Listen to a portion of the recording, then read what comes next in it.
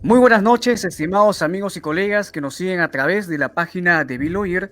Les damos nuevamente la más cordial bienvenida a la sesión del día de hoy.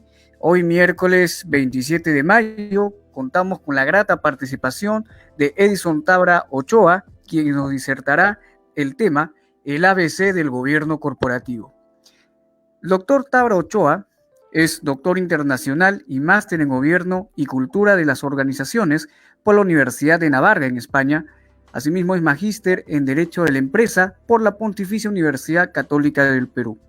Profesor de la misma casa de estudios en cursos de Derecho Empresarial y Derecho Societario. En el ámbito profesional, colabora como comisionado de la Oficina Regional de Indecopi en temas de derecho del consumidor y eliminación de barreras burocráticas. Ejerce como abogado y árbitro en temas de derecho y gobierno corporativo. Tiene publicaciones en Inglaterra, España, Suiza y Perú. Ha ejercido labor investigadora en la Universidad de Navarra, en España, el National University of Singapore, en el NUS y la Universidad de Valencia, en España. Actual profesor de la maestría en Derecho de la Empresa en la Pontificia Universidad Católica del Perú. Muy bien, a todos nuestros seguidores que nos están viendo en estos momentos, recordarles que pueden dejar todas sus preguntas de manera libre en la caja de comentarios. Asimismo, hacemos extensiva la invitación a que compartan la presente transmisión con todos sus colegas y amigos. Sin más, estimado doctor Tabra, agradecemos de parte de la familia Biloyer su amable presencia el día de hoy y la extraordinaria ponencia que a continuación nos brindará. Procedemos a cederle el uso de la palabra. Muchas gracias. Muchas gracias, amigos de Biloyer. Encantadísimo una vez más de estar con ustedes. Para mí es grato poder compartir algunas pautas que, digamos, yo aplico en el día a día en mi trabajo y también en la cátedra. Siempre es un gusto poder estar en contacto con ustedes y con su amable público. Asimismo, en esta ocasión quiero manifestar que la sesión que se titula ABC del gobierno corporativo va a estar dividido en dos partes, ¿no? La primera va a ser dedicada enteramente un poco a explicar conceptos básicos sobre lo que es el gobierno corporativo y dejaremos para la otra sesión, prevista el próximo miércoles, digamos, hablar un poco más de manera avanzada, ¿no? Algunas pautas ya en las cuales el gobierno corporativo se aplica de manera, digamos, más intensa, más concreta y mucho más trabajada, ¿no? Entonces, agradezco una vez más a este grupo porque me ha permitido dividir esta sesión porque de alguna manera pues es complicado poder trabajar una materia importada del derecho corporativo, en este caso del sistema anglosajón, que a veces queda un poco a la duda y un poco genera interrogantes cuando no se explica previamente algunos conceptos. Bien, quiero también antes de comenzar esta sesión dedicarla en primer lugar a todas las personas que en estos momentos pasan un momento duro producto de la pandemia, también a aquellas personas que han perdido, ¿no?, a sus seres queridos producto de la pandemia, y también rendir un homenaje a todas aquellas personas que día a día están luchando, ¿no?, en la batalla para vencer este mal que es el COVID-19. A todos ellos voy a dedicar esta sesión y la próxima. Bien, cuando hablamos justamente del gobierno corporativo, la titulación era hablar del ABC. ¿Por qué del ABC? Porque el gobierno corporativo, para comprenderlo, implica precisamente que hay que conocer un conjunto de conceptos previos que requieren de una cierta comprensión y razonamiento para que de alguna manera, pues al momento de integrarlo al derecho corporativo o al derecho empresarial, ¿no?, digamos, genere una suerte de aplicación concreta. Muchas veces en la práctica nosotros nos vamos a encontrar con que, digamos, muchas personas hablan del gobierno corporativo, que hay problemas del gobierno corporativo, pero no lo desarrollan de manera específica. Entonces, justamente eso se debe a que no se llega a tener una comprensión integral del gobierno corporativo en lo que son sus políticas, en sus normas, en sus, digamos, en sus desarrollos, tanto de autorregulación como regulación. Ahora lo vamos a ver con más detalle. Entonces es por eso que tenemos que tener claro que el gobierno corporativo ¿no? No es una temática que solamente involucra hablar del derecho, ¿ya? Sino que es una temática que para su comprensión involucra hablar de derecho, de ética, de economía, incluso de contabilidad, ¿no? Que integrados en uno solo, pues permiten aplicarlo en su concepto completo y de manera conjunta, ¿ya? Entonces, justamente vamos a hablar hoy en esta sesión sobre las ideas básicas que nos van a permitir conocer y aplicar y sobre todo comprender la esencia del gobierno corporativo. Bien, en la mañana leía justamente el trabajo de un profesor muy querido en la Universidad de Navarra, el profesor Alejandro Llano, quien decía que la historia de la sociedad es una prueba y un camino hacia la innovación. ¿Y en qué sentido esto radica? En que de alguna manera la historia enseña, ¿no?, qué cosas hemos fallado y a qué cosas tenemos que nosotros enfocarnos a mejorar e integrarlo en una mejora de perfeccionamiento continuo. El gobierno corporativo, como muchos, ¿no?, tiene una génesis, tiene un origen, ¿no?, en términos sencillos, en escándalos financieros y en escándalos empresariales, ¿no? Así como, por ejemplo, en el sector público hay escándalos políticos que se dan a nivel del gobierno regional, nacional, en el ámbito privado también vamos a encontrar que existen justamente escándalos empresariales.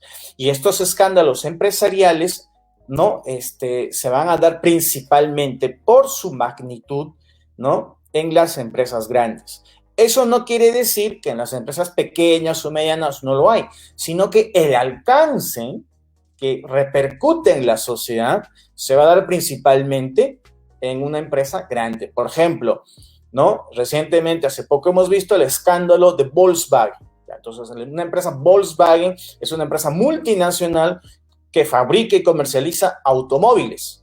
Entonces, cuando se genera un escándalo empresarial en su gobierno, ¿no?, que afecta a su gobierno, claro, no solamente los afecta al consumidor alemán o al mercado alemán, sino también afecta al resto de países, al resto de mercados, ¿no?, que han comprado, que son clientes de esta marca. Entonces, primer punto de partida del gobierno corporativo, en su génesis, es una institución que nace, ¿no?, a raíz de los escándalos empresariales en empresas grandes, que por su magnitud de alcance en muchos países, en muchos mercados, precisamente, pues, ha generado la necesidad de prevenir, ¿no?, que estos escándalos vuelvan a repetirse, ¿no?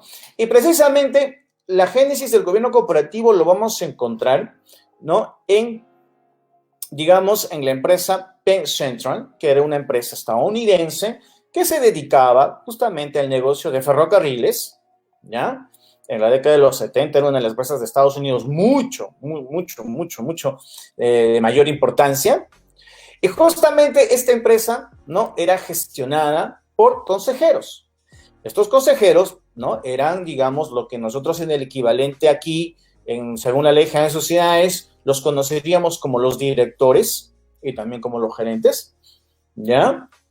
Y estos señores la gestionaban sin ningún problema, hasta que comenzaron a diversificar sus actividades. Es decir, esta empresa ferrocarrilera empezó a invertir sus utilidades en otras actividades económicas que no guardaban relación directa con el tema ferrocarril o, digamos, no eran rentables.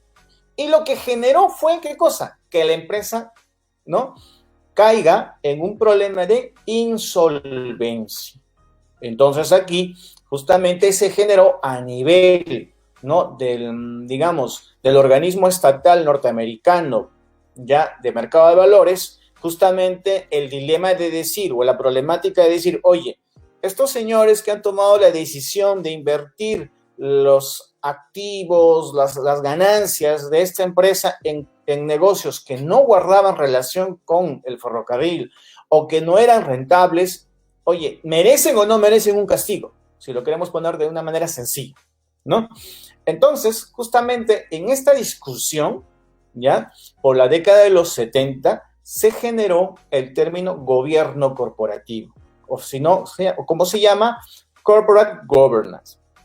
El corporate governance es básicamente, en su momento, ¿no?, la institución que engloba la necesidad de que las empresas grandes, ¿no?, deban implementar justamente cambios en su gobierno para prevenir este tipo de escándalos, ¿ya? Entonces, esa es un poco la idea en la cual el gobierno corporativo nace. Ahora, ¿por qué tiene el nombre de gobierno corporativo? Porque es corporate, de las famosas corporativos, ¿no? O de las famosas, de los famosos corporate, que son empresas grandes, que nosotros aquí en Estados Unidos, en Perú, lo conoceríamos como la sociedad anónima ordinaria, con un volumen o de capital social alto, o la sociedad anónima abierta, ¿ya? Que en Estados Unidos generalmente están vinculados a los corporate, y el governance al tema de la gobernanza del gobierno, ¿no? Si lo quisiéramos hacer un equivalente al caso peruano, pues hablaríamos del famoso gobierno empresarial o de la famosa gobernanza empresarial, o como los argentinos lo conocen, como la famosa gobernanza societaria, porque para ellos justamente esto es propio en las sociedades comerciales, como también sucede en nuestro caso, ¿no?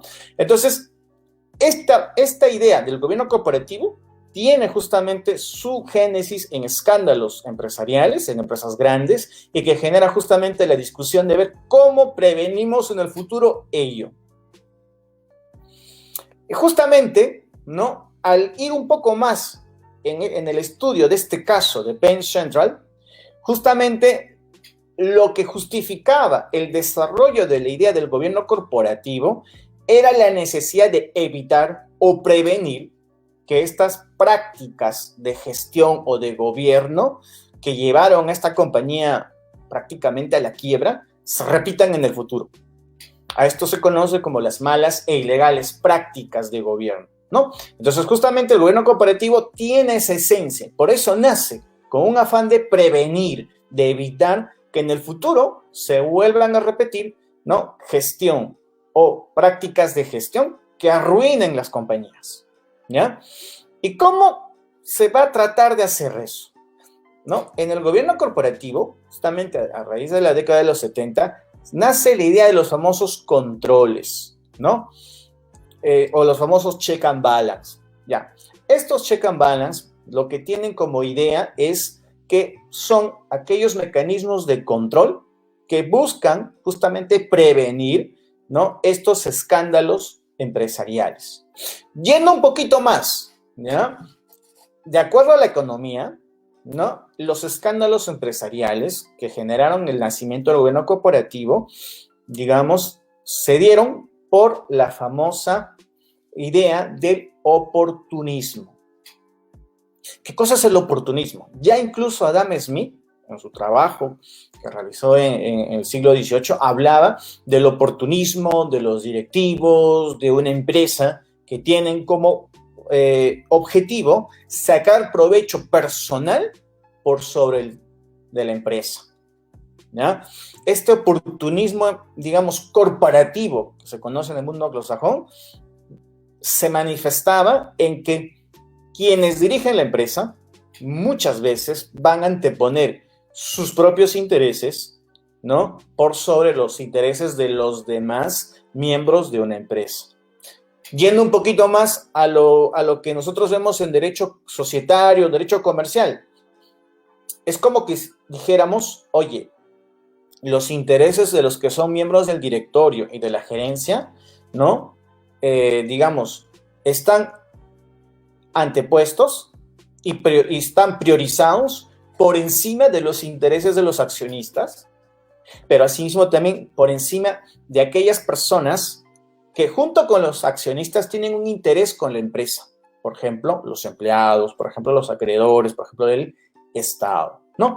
Entonces, justamente ese afán de prevención, de reducir, como se dice, cualquier intento de oportunismo de los que gestionan una empresa, ¿ya?, generó la idea y el desarrollo de las prácticas del buen gobierno corporativo o del corporate governance, ¿no? Y que se manifestaba a través de la implementación de mecanismos de control y balance.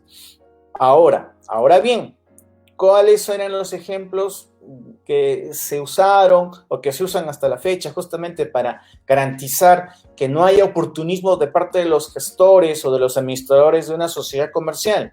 Pues básicamente vamos a ver la creación de comités, ya sea de auditoría, la creación de un comité de nombramientos, ¿no?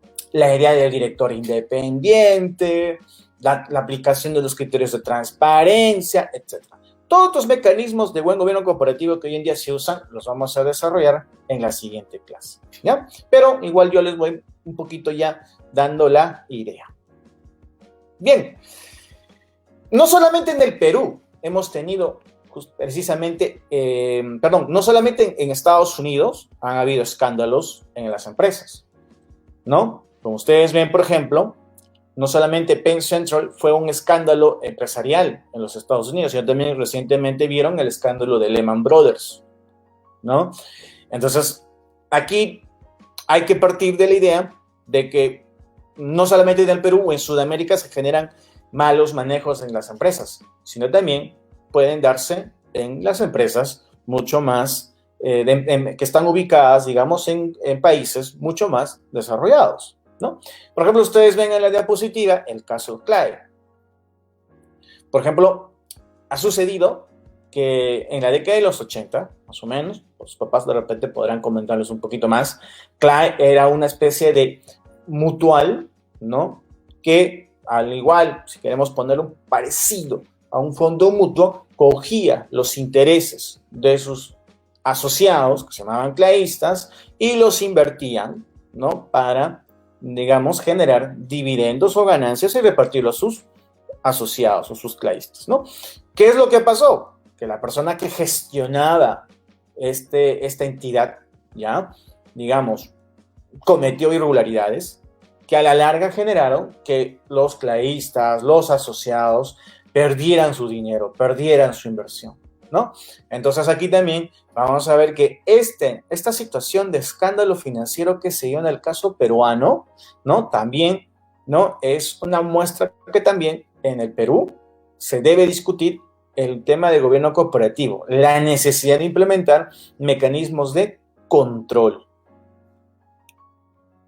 Bien, ya yendo un poquito a hablar de conceptos, ¿no? Para hablar de buen gobierno corporativo, tenemos que tener claro 3 conceptos, ¿ya? Ahora bien, estos conceptos integran muchas veces ideas económicas, ideas de administración, con ideas de derecho, ¿ya? Entonces voy a tratar de integrarlas, ¿no? En una sola idea, ¿ya? Y en todo caso voy a manifestar su significado legal, ¿ya?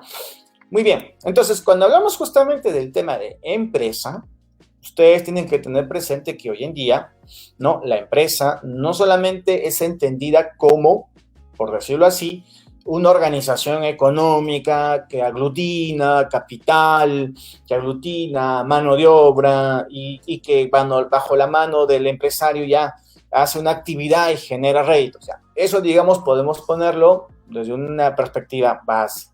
Ya. Pero para el caso del gobierno corporativo también hay que partir de que la empresa, sea del tamaño que sea del capital social que sea, tiene que, digamos, ¿no? Entenderse, ¿ya? Como un centro de trabajo colectivo en equipo. Esta idea fue esbozada, ¿no? Por 2 profesores, ¿no? Alkian y Demsetz, y que mencionan precisamente lo siguiente. Las empresas, para que puedan desarrollar, no solamente requieren contar con capital y con mano de obra de manera, por decirlo así, estática, sino necesitan, ¿ya?, que quienes la componen hagan un trabajo de manera cooperativa, de manera desarrollada, porque una empresa sin el apoyo de uno o más de sus integrantes no puede trabajar, ¿ya? No puede producir. Entonces, aquí es como que dijéramos, un empleado, ¿no?, es necesario, al igual que un inversor, un inversor es tan importante como el administrador o como el proveedor de una empresa, ¿ya? Entonces, la empresa no solamente es la conjunción de elementos, sino también es un centro que aglutina e integra y hace que trabajen todos aquellos integrantes, ¿no?, que hacen posible su existencia. A eso se refiere como el tema del trabajo colectivo en equipo, ¿ya? Y esto es muy importante para el caso del gobierno corporativo. ¿Por qué? Porque precisamente, ¿no?, el gobierno corporativo requiere que todos sus integrantes trabajen. El gobierno corporativo requiere que todos sus integrantes trabajen y cumplan su función y no incumplan la norma, sea jurídica o norma propia de la empresa, ¿ya? Otro punto a tener presente en el caso del gobierno corporativo es la famosa idea de la separación de la propiedad y la gestión. ¿Qué cosa implica esta idea? Implica de que en una empresa, ¿no?, hoy en día, y aquí les invito un poquito a pensar en sociedad anónima abierta, ¿ya?, es que no todos los accionistas o inversores van a involucrarse en la administración de la sociedad. No todos los administradores, ya sea directorio o gerencia, van a ser a su vez accionistas o inversores, ¿no?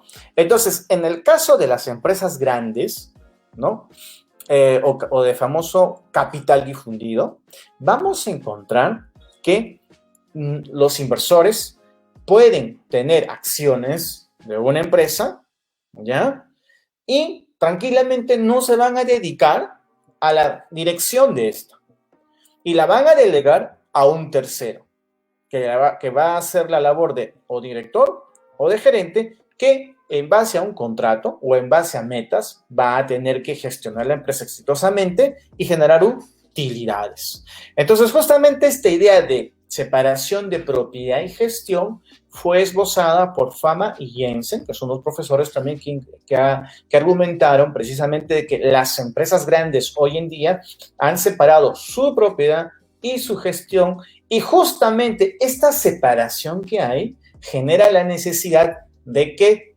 los inversores no se desentiendan de lo que hacen sus administradores y que junto con el gobierno corporativo los supervisen y los controlen. Por eso hay un famoso profesor británico, Lord Carbury, quien argumenta que el gobierno corporativo es el sistema de control y gobierno de las empresas, ¿no? Y tiene razón. ¿Por qué? Porque justamente los que son integrantes de la propiedad de una empresa, accionistas, ¿no?, tienen que controlar, supervisar a sus directivos, directores y gerentes. Eso es muy importante. ¿Por qué? Recuerden el caso de Penn Central. Si no los controlas, si no los supervisas, pues lamentablemente estos pueden tener interés en manejar mal la empresa, que a su vez perjudique a los accionistas, pero no a ellos, ¿no? Bien, ahora, otra idea de empresa es que hay que tener presente de que aquí se presenta un concepto muy importante que ustedes tienen que tener presente, que es el problema de la agencia, ¿ya? ¿Qué cosa involucra el problema de la agencia? Ustedes probablemente ya han llevado el curso de contratos y han visto el contrato de agencia, ¿verdad? Que es muy parecido al contrato de comisión. ¿Qué cosa involucraba el contrato de agencia? ¿No? Hay un agenciado, hay un agente, el agenciado le encarga labores a la gente para que ésta las cumpla a cambio de una retribución. ¿Ya? En base a esa idea, ¿ya?, las empresas justamente también se dice que se basan en una relación de agencia.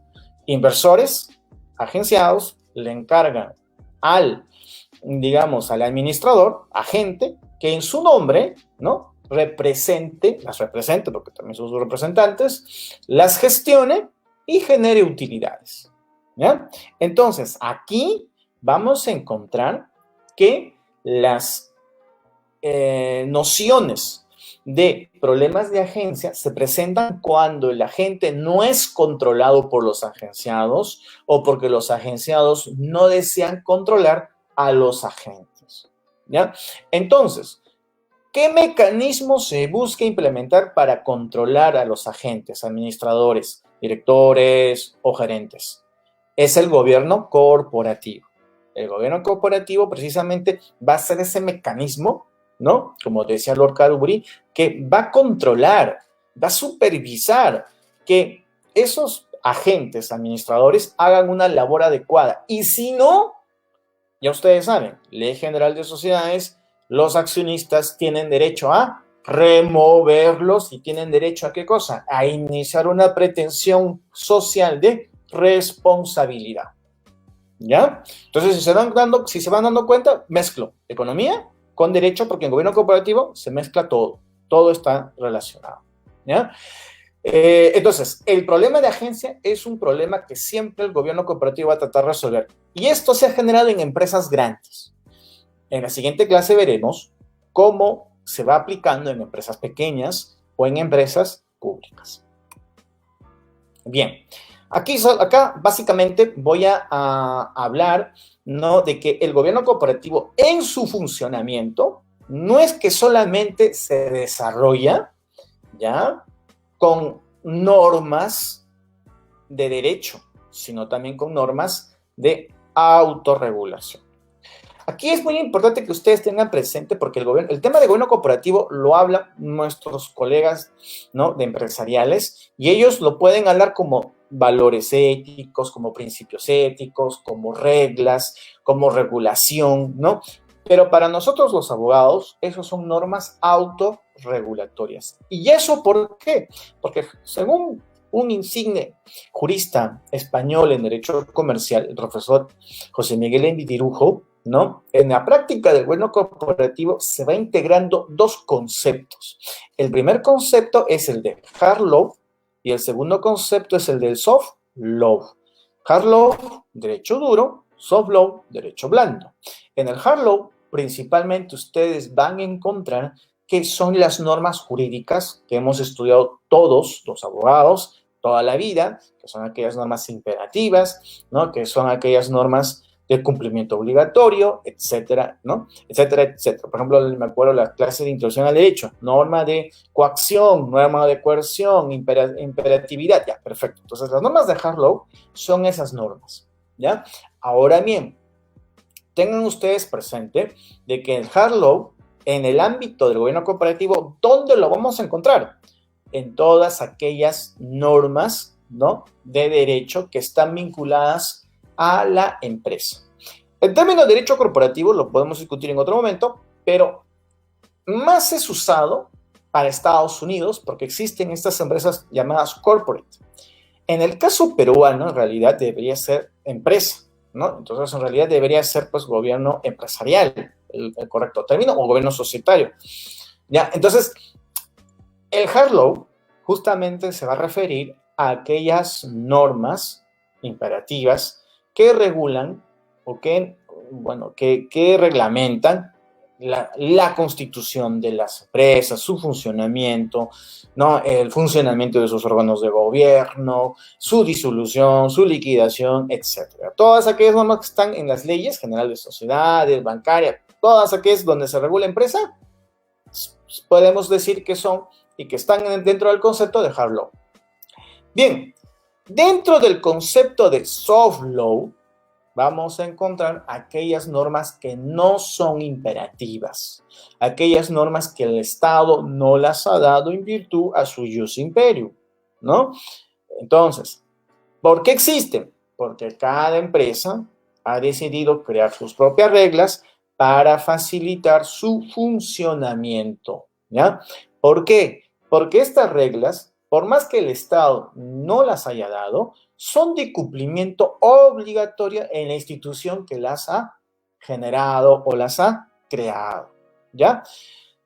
Las empresas, como ustedes han visto, tienen sus propios reglamentos, ¿no? Tienen sus propios códigos de conducta, tienen sus propias reglas de funcionamiento, ¿no?, que no necesariamente están de acuerdo con lo que establece el Estado, ¿no? O sea, es decir, no necesariamente se han creado porque el Estado les ha obligado, sino porque realmente necesitan, ¿no?, contar con ellas. Por ejemplo, un ejemplo típico de soft law es las normas de responsabilidad social. Hoy en día todas las empresas practican responsabilidad social, seas grande, pequeña, mediana, ya la responsabilidad social es prácticamente un concepto que está dentro del trabajo de una empresa, ¿no?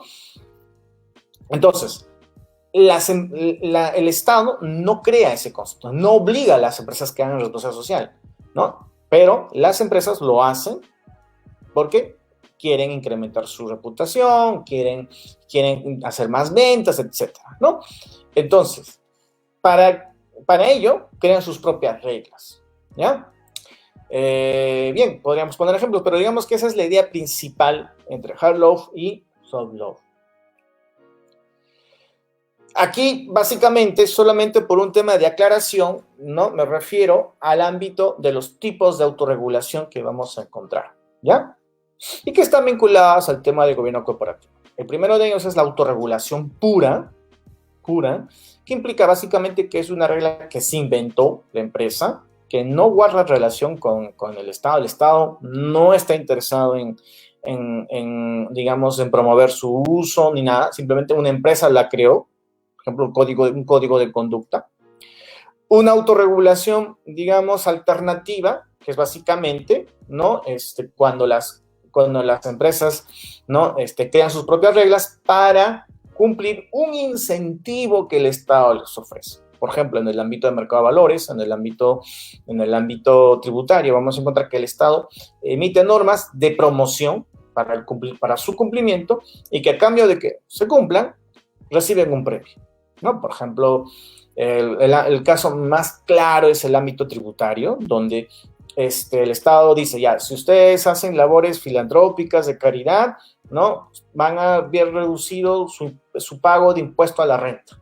Ah, genial. Entonces, si yo invierto en caridad 1,000, pues esos 1,000 luego se restan, ¿no? Del monto de impuesto a la renta que voy a pagar. Ya, entonces, si ustedes se dan cuenta, el Estado no le obliga a la empresa a que sea caritativa, simplemente le incentiva a hacerlo. Entonces las reglas que la empresa crea, ¿no? Para cumplir ese incentivo del Estado, se puede decir que son normas de autorregulación alternativa.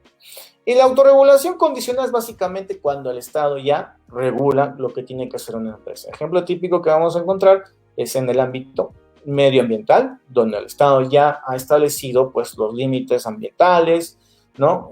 O en el ámbito laboral, las reglas de higiene, de seguridad ocupacional. O sea, ya ahí la empresa no puede mover nada, simplemente tiene que cumplir.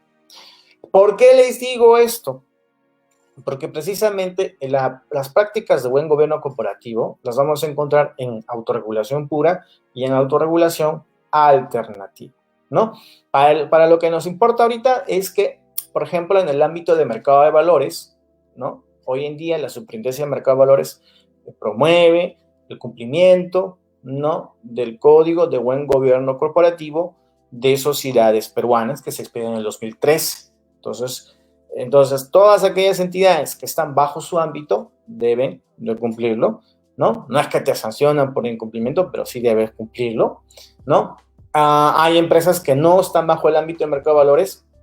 Bueno, qué bueno, también lo pueden cumplir de manera voluntaria, aunque no esté forzoso para ellas, ¿no? Bien, bueno, hay muchas más cosas que decir, pero esas son las ideas principales, ¿ya? Esto ya lo he tocado, básicamente es un poco redundante. Bien, ya cuando vemos el tema del gobierno corporativo, ya queda un poquito para acabar la clase, es que en el ámbito del gobierno corporativo vamos a ver que sus prácticas que integran derecho, que integran la visión económica, que integran la visión ética, que integran la visión de gestión, pues van a enfocarse en 3 aspectos principales, ¿no? Que voy a desarrollarlos de manera detallada, ¿ya? La primera de ellas es en la responsabilidad de los directivos. Aquí cuando hablo de directivos, de acuerdo a la Ley General de Sociedades, me estoy refiriendo al directorio y a la gerencia general, ¿no? El gobierno corporativo, justamente como ya les decía, busca reducir los problemas de agencia. Esto se conoce como costos de agencia, o esto se materializa a través de los famosos costos de agencia. ¿Por qué? Porque precisamente las empresas incurren, sobre todo los inversores a través de las empresas, en costos de agencia en supervisar o controlar a sus directivos, ¿no? Y esto se trata de reducir a través del buen gobierno corporativo, a través de su práctica. Bien, entonces, ¿qué cosas se les pide a los directivos de una empresa? Desde la visión del gobierno corporativo, desde la visión de sus normas propias, desde la visión de proteger los intereses de los inversores, desde la visión de proteger a los inversores o accionistas como titulares de la propiedad de la empresa. ¿Qué cosa le pide? Que sean responsables. ¿Qué cosa implica la responsabilidad? Cuando hablamos de la responsabilidad de los directivos, en primer lugar se les está diciendo, cumple tus funciones. ¿Ya? Ahora bien, los directivos cumplen sus funciones, ¿no?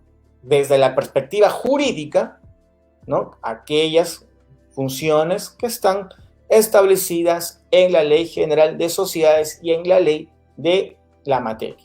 Es decir, una sociedad anónima abierta, una sociedad anónima ordinaria, una sociedad anónima cerrada, pues hará, desde la perspectiva del gobierno corporativo, que sus directivos, sea gerente, ya sea director, cumplan sus funciones que la ley establece. ¿Qué cosa es lo que la ley establece? Básicamente, el deber de lealtad, ¿no? Tener una conducta de leal y ordenado comerciante, como establece el Código de Comercio también, ¿no? Y básicamente son estas dos, ¿no? Estos deberes, que son los deberes fiduciarios, ¿ya? ¿Qué es lo que va a pasar? El directivo los tiene que cumplir en su trabajo, ¿ya? Es más, existe otro deber también que se conoce como el deber de debida diligencia. También hoy en día se habla ya, ¿no? Desde la perspectiva del derecho comercial comparado del deber de controlar, ¿ya? O el deber de supervisar. Pero bueno, para el caso de nuestra ley, hablamos de estos, ¿ya? Deber de lealtad, deber de debida diligencia, ¿no? La conducta leal y ordenada del comerciante que se pide siempre, ¿ya? Entonces, aquí, ¿no?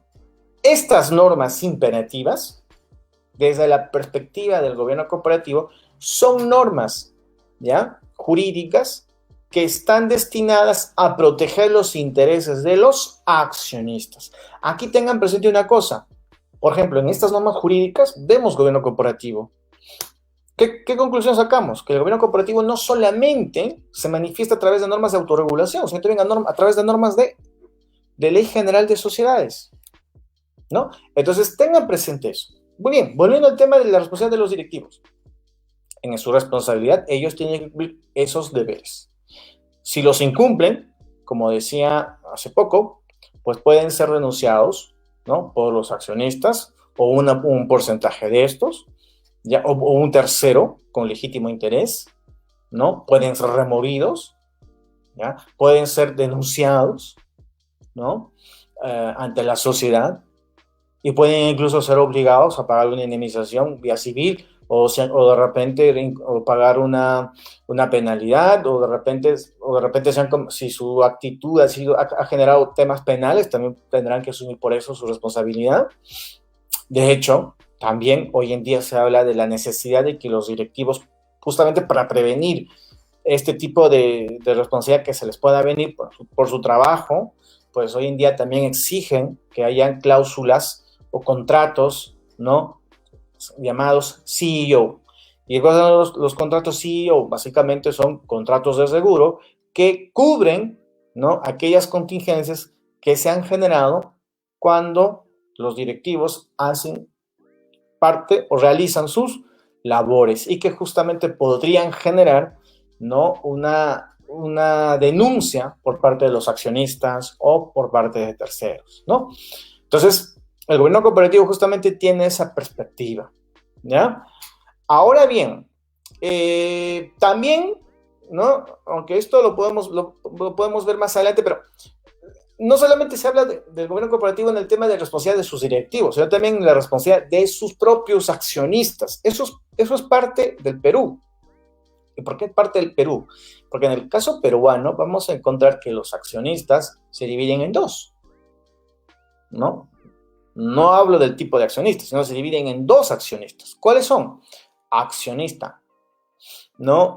O sea, accionistas mayoritarios y accionistas minoritarios, ¿verdad? Entonces, en la doctrina societaria hemos escuchado de la famosa dictadura de las mayorías versus la dictadura de las minorías. Nuestra ley general de sociedades está enfocada principalmente ¿a quién? A defender a los minoritarios, ¿verdad? Entonces, aquí nosotros vamos a encontrar que el gobierno corporativo también está enfocado a prevenir que o los mayoritarios o los minoritarios puedan hacer un mal uso de sus atribuciones y perjudicar a la empresa, ¿ya?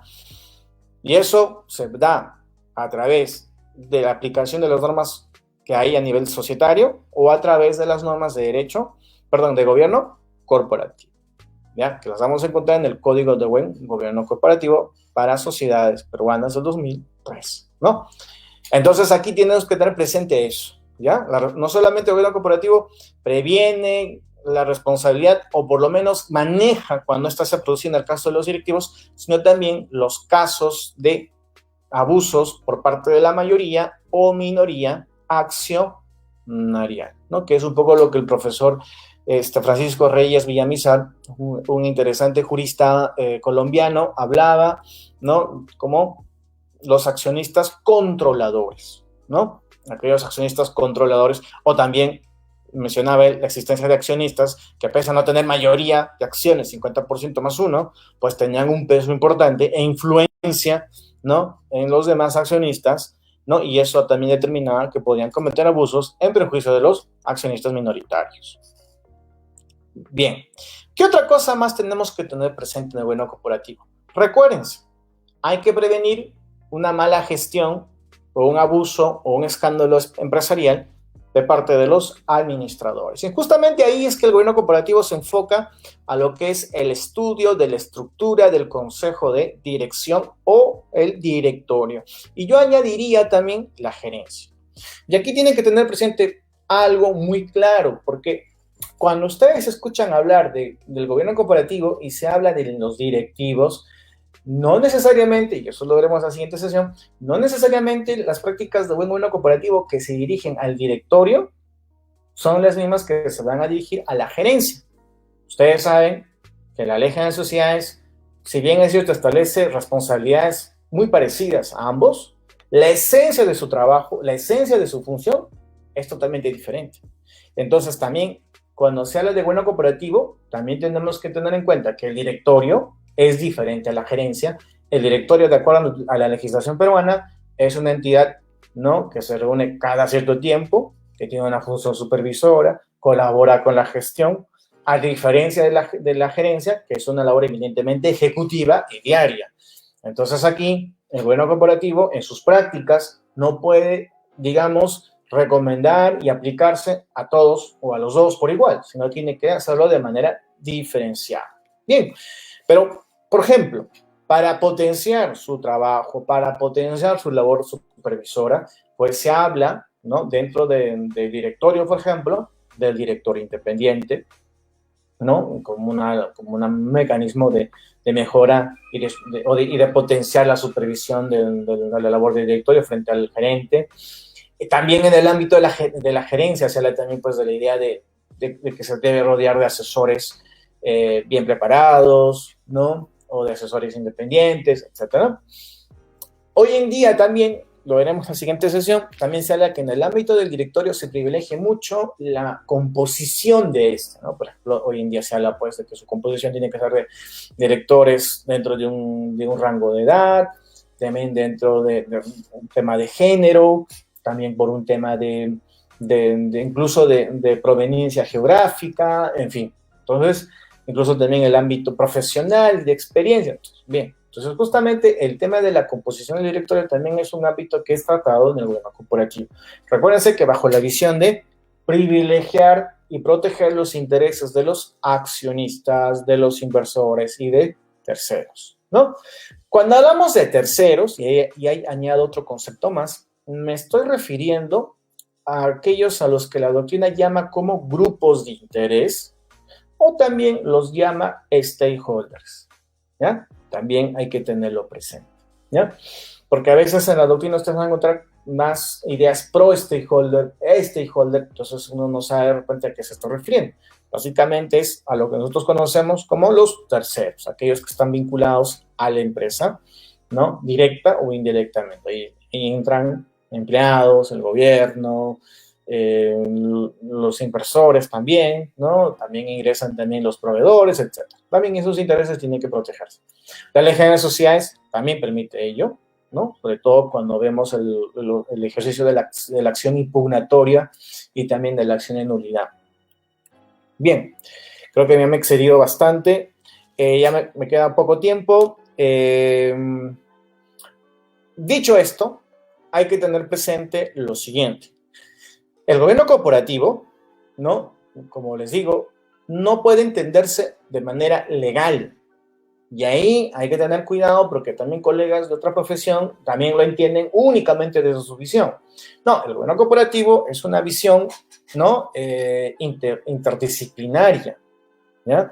Y esta visión interdisciplinaria, pues, nos va a ayudar a que cuando lo practiquemos, ¿no? Pues justamente podamos hacerlo de manera mucho más efectiva y precisa, ¿ya? Bien, entonces, por ejemplo, hablando un poquito de la parte legal, antes de tocar las otras visiones que ustedes ven en la presentación. En la visión legal, ¿no? ¿Qué cosa es lo que busca el gobierno corporativo? Primeramente, el fin, ¿qué cosa es? Reducir los problemas de agencia, reducir los costos de agencia, ¿no? Eso que nos cuesta a los abogados entender, básicamente, ¿cuál es? Como vuelvo a decir, controlar a los órganos de gestión, supervisar a los órganos de gestión, proteger los intereses de los accionistas. Esa es la visión legal. Bien, para nosotros los abogados, el gobierno corporativo, ¿qué tiene que ser?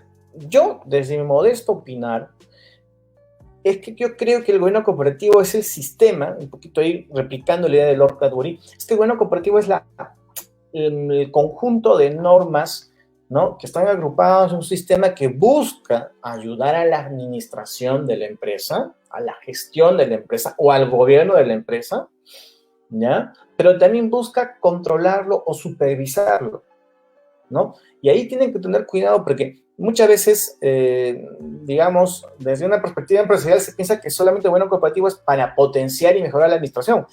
Eso es un buen punto, yo estoy de acuerdo.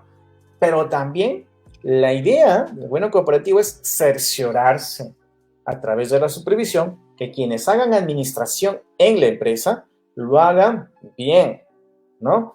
Ojo, no porque te supervisen significa que tú haces una mala labor, sino es básicamente con un fin de mejorar tu trabajo, ¿no? Entonces, aquí hay que tener presente que el buen gobierno corporativo, ¿no? Ayuda a la gestión, ayuda a la administración y potencia a través de la supervisión la administración o la gestión de la empresa. Eso es muy importante que lo tengan presente. ¿Y qué cosa es lo que se busca en el ámbito legal? Que los directivos cumplan su trabajo desde la perspectiva legal, que es cumple tus deberes fiduciarios, ejércelos desde esa perspectiva, sé diligente, sé leal, ¿no? Sé ordenado, ¿ya? En las decisiones que tomes. Si tú haces eso, pues las decisiones que se generen después en el mercado no va a ser de tu responsabilidad, pero tú tienes desde una perspectiva legal, fiduciaria, que acreditarme el cumplimiento de esos deberes, ¿ya? Bien, visto esta visión del gobierno corporativo desde una perspectiva jurídica, podríamos también hablar que el gobierno corporativo, y un poquito para que lo comprendan si lo escuchan desde otra perspectiva, es que el gobierno corporativo también tiene una visión desde la ética de los negocios. Desde la ética de los negocios vamos a encontrar que el gobierno corporativo se entiende como el conjunto de valores, ¿no? Que los directivos deben tener o deben reunir para llevar a cabo su trabajo, ¿ya? O sea, la ética de los negocios establece que los directivos tienen que contar con principios sólidos, con valores, ¿no? Sólidos, que son necesarios justamente para que hagan bien su trabajo, de acuerdo a las reglas. De hecho, si queremos hacer un paralelo con el sector público, vamos a darnos cuenta también que, por ejemplo, uno reclama que un funcionario público sea responsable, sea íntegro, sea leal, ¿no? Sea independiente, ya. Eso que se reclama en el ámbito del sector público, en el sector privado, a través del gobierno corporativo, ¿no? Desde la perspectiva ética, se le pide a los que son directivos y también a los inversores, ¿ya? Desde la perspectiva de la administración de la empresa es básicamente, ¿no? Enfocarse en los mecanismos que se tienen para mejorar la gestión de la empresa. Nosotros desde la abogacía lo entendemos como la administración de las sociedades comerciales, la gestión o el gobierno de las sociedades comerciales, pero claro, para la administración de empresas es básicamente, pues, oye, ¿cómo potenciamos las organizaciones? ¿Cómo potenciamos la mejora en la gestión de las organizaciones? ¿No? Muy bien, y para eso, pues, en la administración de empresas siempre se busca que haya un equilibrio, ¿no? Entre los que dirigen la empresa y los que son propietarios de esto. Para el ámbito de la economía, precisamente, igual, se busca proteger los intereses de los propietarios, ¿no? O de los accionistas, ¿ya? Que son propietarios de una empresa, ¿no? ¿Verdad? ¿Por qué son los propietarios de una empresa? Porque los accionistas tienen una participación, título-valor, que representa la parte alícuota del capital social, ¿ya? Entonces aquí, desde la perspectiva ética es, protegemos los intereses de los titulares de los derechos de propiedad frente a los administradores. En el ámbito legal, ya lo dije, y en el ámbito de las responsabilidades sociales, básicamente un tema de que hoy una empresa con una buena gestión ayudará a hacer una mejor labor ante la sociedad. Muy bien, ya para ir terminando mi exposición y quedar abierto a todas sus preguntas, ¿no? Tengan ustedes presente que el mecanismo de gobierno cooperativo es un mecanismo que es necesario hoy en día. A mí me gusta mucho mezclar lo que yo digo desde un ámbito legal también con lo que hay en estadísticas, ¿ya? Y ustedes se van a dar cuenta, si revisan la diapositiva, es que en el caso peruano, ¿no? Nuestro mercado, ¿ya? Tiene una estructura interesante y propia, ¿no?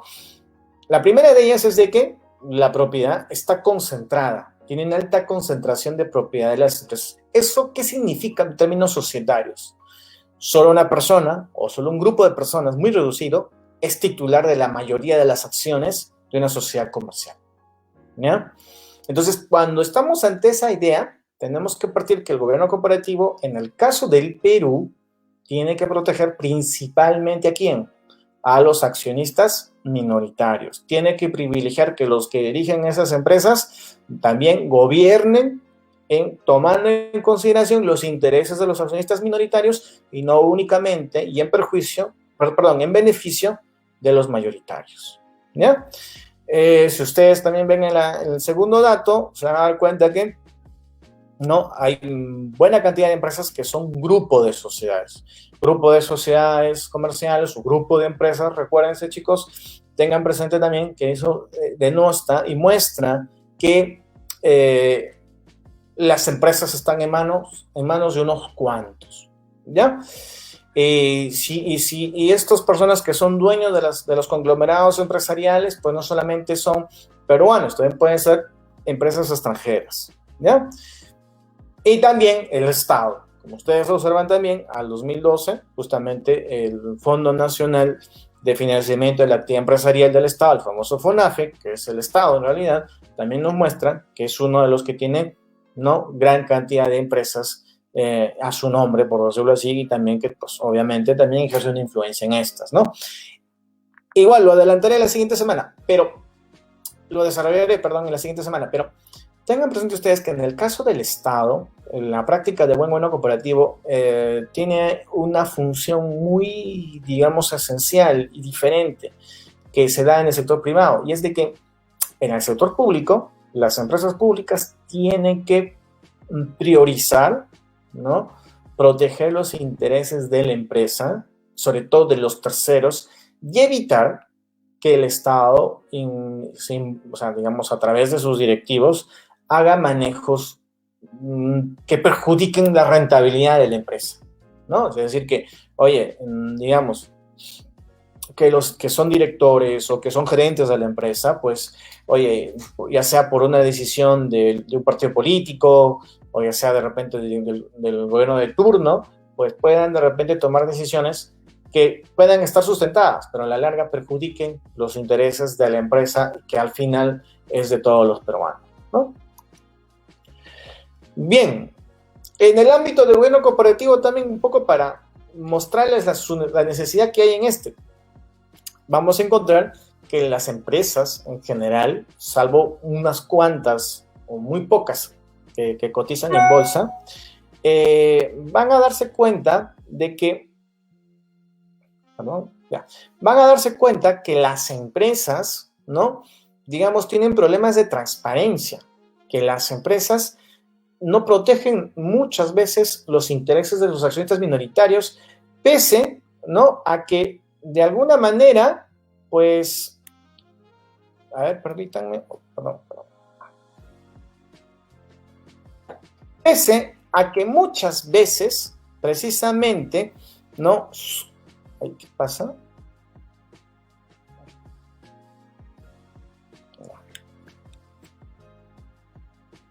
Ya. Estábamos hablando justamente que las empresas, precisamente, ¿no?, tienen problemas porque no son transparentes. Y no son transparentes en, digamos, en la información que transmiten. Y también vamos a darnos cuenta que muchas veces, a nivel de estatutos, a nivel de prácticas de gobierno, muchas veces no logran proteger del todo los derechos de sus accionistas minoritarios, pese incluso a que la norma de la Ley General de Sociedades les favorece, ¿no? También vamos a encontrar de que a veces no hay mecanismos jurídicos, ¿no?, que favorezcan, digamos, una adecuada toma de decisiones de parte del directorio, por parte de la gerencia, y que también eso pueda perjudicar, ¿no?, los intereses de los accionistas, en especial de los minoritarios. Aquí, por ejemplo, urge de que hayan mejores prácticas de buen gobierno cooperativo para proteger a los inversores, ¿no?, versus los administradores, ¿ya? Al igual que en el sector público, vamos a darnos cuenta que se accede a poca información. O sea, también hay empresas que no suelen darle información. Recuérdense que ese tema incluso es un derecho de todo accionista y de todo un tercero vinculado a la empresa de poder tener acceso a su información, ¿no? A la información que esté vinculada a la producción de la empresa o no, pero es un derecho de todo accionista, pero a veces no se le otorga. También es importante que la empresa tenga mecanismos de control de fraudes, ¿no? Eso también veremos la próxima semana, ya existen algunos que lo vamos a manifestar, ¿ya? Y también implica que hay que mejorar el buen gobierno corporativo, porque también es un mecanismo que permitirá, ¿no?, que las empresas mejoren sus prácticas sociales y responsables, ¿ya? Hoy en día, como les digo, todas las empresas ya tienen como que una obligación, ¿no?, de hacer responsabilidad social. Entonces, el buen gobierno corporativo lo que está implicando es que necesita, ¿no?, mejorar, ¿no?, sus prácticas, porque de esa manera también van a coadyuvar a hacer una mejor responsabilidad social, ¿no? Y bueno, otra cosa también es que se necesitan mejores prácticas para afrontar un problema que en el Perú es muy frecuente, ¿no? Hay empresas familiares, pero también hay empresas informales, ¿ya? Entonces, en el Perú, de hecho, ahí tienen ustedes la estadística, en el Perú el 30%, ¿no?, de empresariado, de las empresas, los comercios son formales, ¿ya? Ustedes pueden observar, por ejemplo, en la parte izquierda, en la diapositiva de la parte izquierda, se van a dar cuenta que, ¿no?, la gran mayoría de comercios, ¿no?, son informales. Entonces, un tema que en el Perú urge, también como práctica de buen gobierno corporativo, es de que las empresas informales se formalicen. Y justamente en temas de pandemia, esto es importante, porque la otra vez hablábamos y decíamos en un evento, una empresa informal tiene trabajadores informales. Un trabajador informal no tiene AFP, no cotiza en salud, ¿no? Tiene su sueldo precario. El día que la empresa informal cierra actividades, el empleado también se queda en el desempleo. Entonces, aquí vamos a darnos cuenta que uno de los problemas que el país está afrontando es justamente que las empresas, al ser informales, ¿no? También tienen empleados informales que no cuentan con los suficientes recursos para justamente afrontar situaciones como esta, ¿no? Entonces, el gobierno cooperativo, en el caso peruano, desde mi perspectiva, está precisamente para superar este problema de la informalidad, colaborar con su formalidad, con su formalización, y justamente se tienen que generar prácticas por parte de las empresas grandes o medianas, prácticas en parte del Estado, que promuevan que las empresas pequeñas se formalicen, porque, como les digo, como ustedes ven, la data no lo miente, o sea, de 3 empresas, 2 son informales, y eso pues genera precisamente que haya prejuicio tanto a los que son, digamos, a empleados de esta, como los que son proveedores y los que son sus empleados, ¿no? Entonces, eso es un tema que hay que superar, ¿ya?